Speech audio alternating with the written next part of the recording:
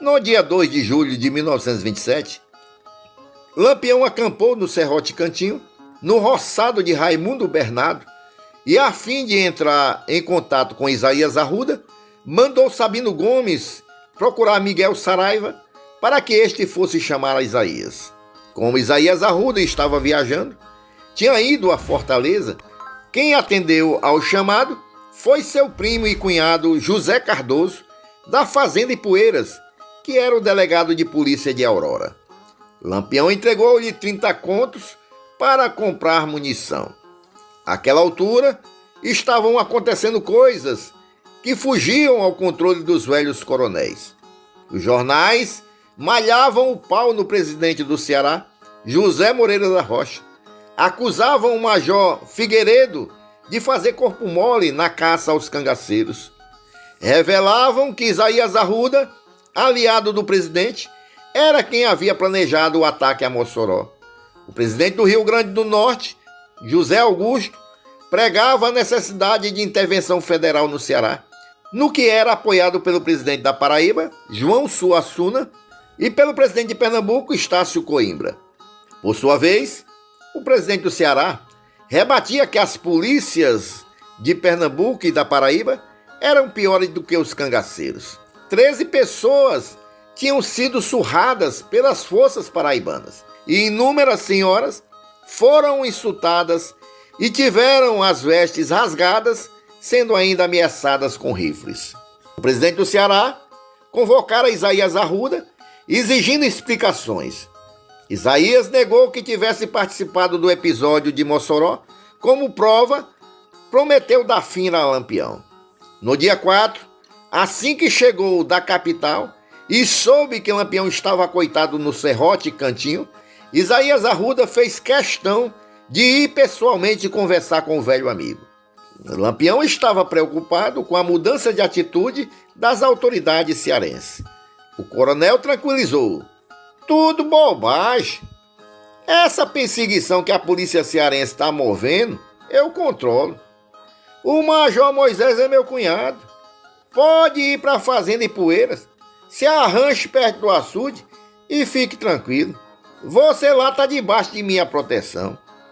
No dia 5, sorrateiramente, Isaías Arruda tomou o trem em Missão Velha e voltou a Fortaleza, a fim de combinar com o chefe de polícia a execução do plano urdido para matar ou prender o famoso cangaceiro. No dia seguinte, 30 soldados embarcaram no trem em Fortaleza, escondidos num vagão fechado, sob o comando do major Bruno Valente.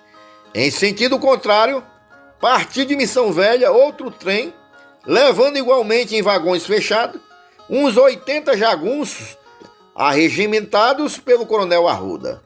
Um dos chefes dos jagunços chamava-se Otávio Aires de Menezes. Já prevendo os louros da vitória, o presidente do Ceará enviou com a tropa seu filho Jorge Moreira da Rocha, que se encarregaria de transportar o corpo de Lampião para a capital, devidamente cloroformizado. Na noite de 6 de junho, os dois trens encontraram-se na estação de Aurora. Juntos, soldados e jagunços compuseram uma força de mais de 100 homens. Ao alvorecer do dia 7, esse contingente seguiu a pé para a Fazenda Ipueiras, a légua e meia de Aurora. Os cangaceiros estavam acoitados na Fazenda Ipueiras, perto do açude. O comandante da tropa distribuiu os combatentes ao redor da área onde os bandidos estavam acampados. O dia 7 de julho de 1927 amanheceu como um dia comum. Como de costume, os moradores da fazenda foram levar comida para os cangaceiros. Miguel Saraiva, cabra de confiança de Isaías, foi também. Levava um recado de José Cardoso para Lampião. Estava aguardando à tarde a chegada da munição que ele pedira para comprar.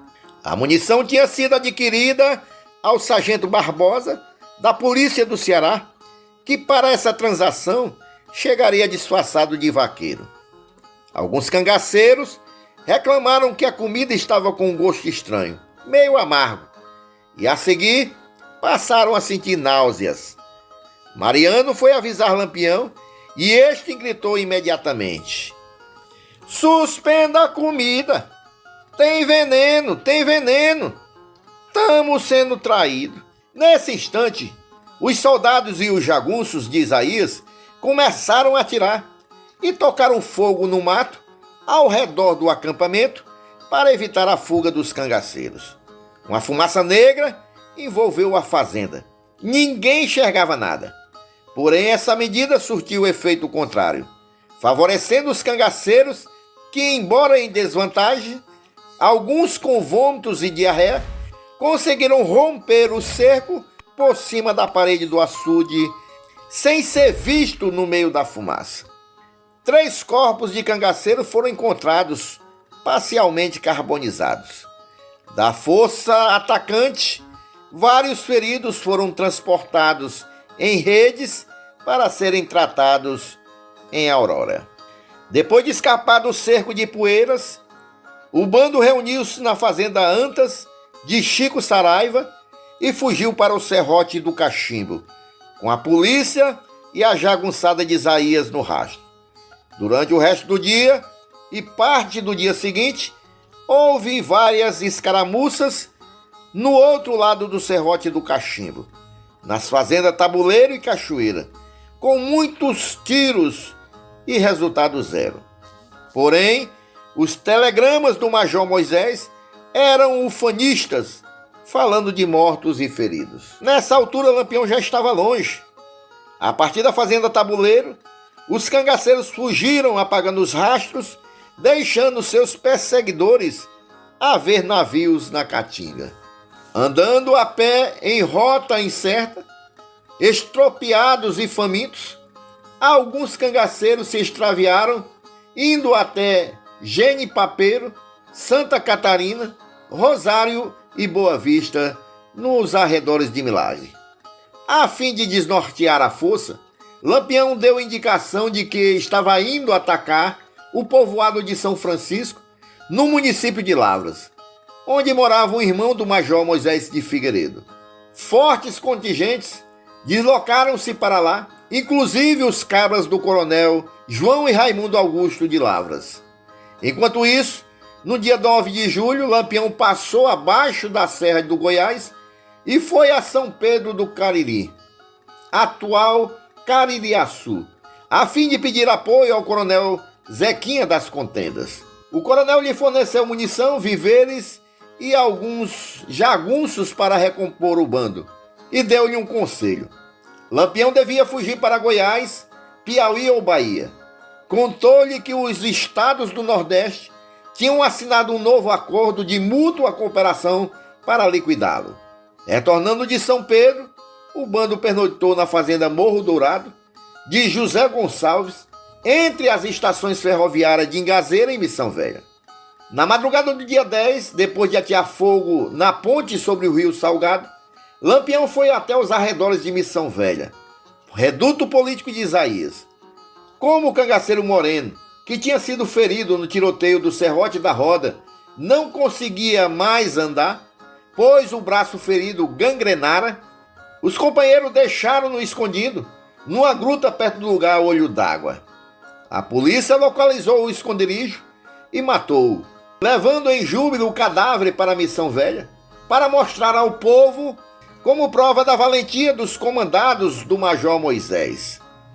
Supondo que Lampião estava indo para a Pissarra ou para a Serra do Mato, a polícia pôs piquetes nas estradas de Brejo Santo, Serra da Arara, Serra da Mãozinha, Goianinha, atual Jamacaru e Gameleira do Pau. Lampião deixou todo mundo chupando o dedo. Ele passara a noite no sítio Boa Vista, ao sul de Milagres, a fim de reunir os cangaceiros que tinham se perdido. Ali conseguiu cavalo para todos. Ao amanhecer do dia 11, atravessou a estrada que desce para Brejo Santo e, numa rota puxada, em diagonal, rompeu as serras das fazendas Carnaubinha, Junco, Genipapeiro, Moquém, Jetirana, Sabonete, Carvoeiro e Pachola, onde pegou a estrada que desce de Mauriti para Conceição do Piancó, acima da Serra do Poço e da Serra da Canabrava. E às 8 horas da noite, atravessou a divisa do Ceará com a Paraíba, na Fazenda Lagoinha, onde se desviou para a vila de Santa Inês, pegando ali a estrada do Pajeú. Novamente a imprensa caiu de pau em cima do governo cearense. Em pouco mais de uma semana, esta era a segunda ocasião em que a polícia tivera Lampião à sua mercê e o deixara escapar. O envenenamento em Poeiras pode ter sido pura encenação.